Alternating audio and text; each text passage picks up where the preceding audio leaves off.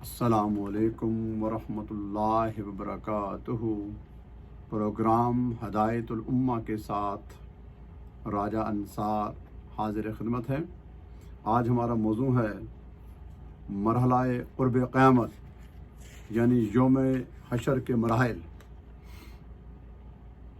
ارشاد باری تعالیٰ ہے سورہ الاعراف آیت نمبر 187، اعوذ باللہ من الشیطان الرجیم، یسألونک عن الساعۃ ایان مرساها قل انما علمها عند ربی لا یجلیها لوقتها الا هو ثقلت فی السماوات والارض لا تأتیکم الا بغتہ یسألونک کأنک خفی عنها قل انما علمها عند اللہ وَلَكِنَّ أَكْثَرَ النَّاسِ لَا يَعْلَمُونَ۔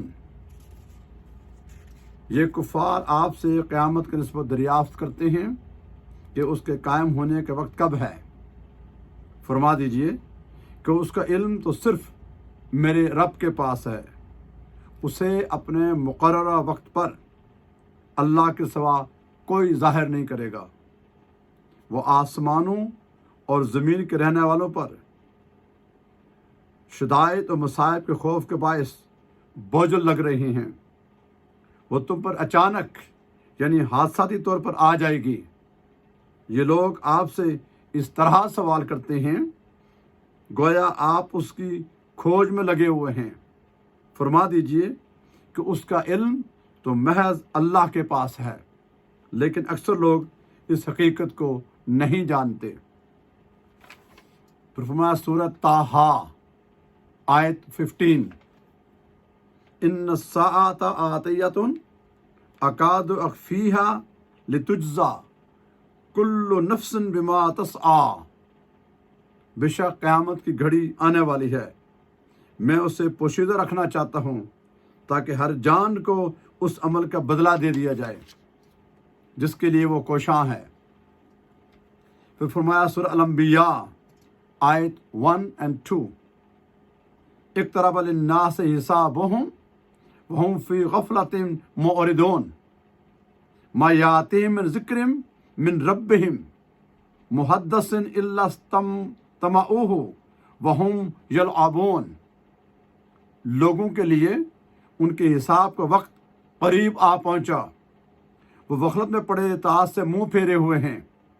ان کے پاس ان کے رب کی جانب سے جب بھی کوئی نئی نصیحت آتی ہے تو وہ اسے یوں بے پرواہی سے سنتے ہیں گویا وہ کھیل کود میں لگے ہوئے ہیں۔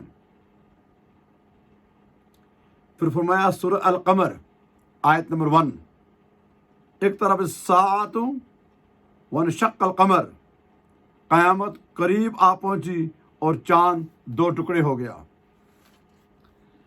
یہ یوم حشر کا یعنی قیامت کی مراحل کا آغاز ہے۔ یہ اس کے 3 4 5 چیپٹر ہوں گے۔ تو اس زمانے میں لوگوں نے آ کر پوچھا حضور سے کہ قیامت کب آئے گی؟ تو اللہ تعالیٰ کی ہر چیز میں حکمت ہے۔ اللہ تعالیٰ نے اپنے محبوب سے کہا آپ کہہ دیجئے کہ اس کا علم اللہ کے سوا کسی کو نہیں ہے۔ وہ کفار وہ لوگ اپنے گمان باطل میں کہتے کہ ہم دیکھ لیں کہ ابھی تو نہیں ہے نا، ہم جو مرضی کر لیں۔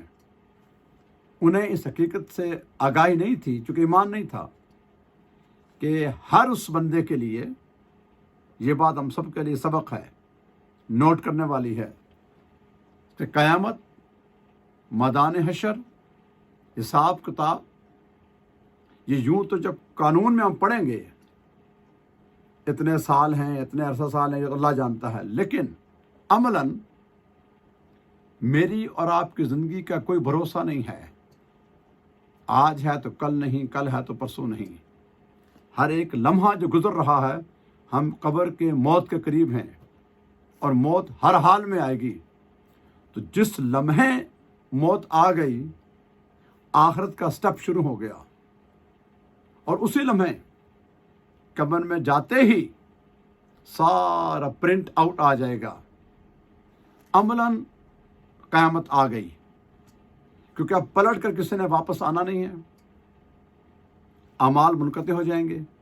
मासा कि जो सदका जारिया अगर किसी ने किया है, और घुमा फिरा के बात वही आ गई कि जिन लोगों ने ईमान लाया और अमाल साले किए और अल्लाह ने कबूल किए, उसमें रियाकारी नहीं थी, दिखावा नहीं था, दुनियादारी का मामला नहीं था, अल्लाह उसके रसूल की अताअत की, वो तो कामयाब हैं।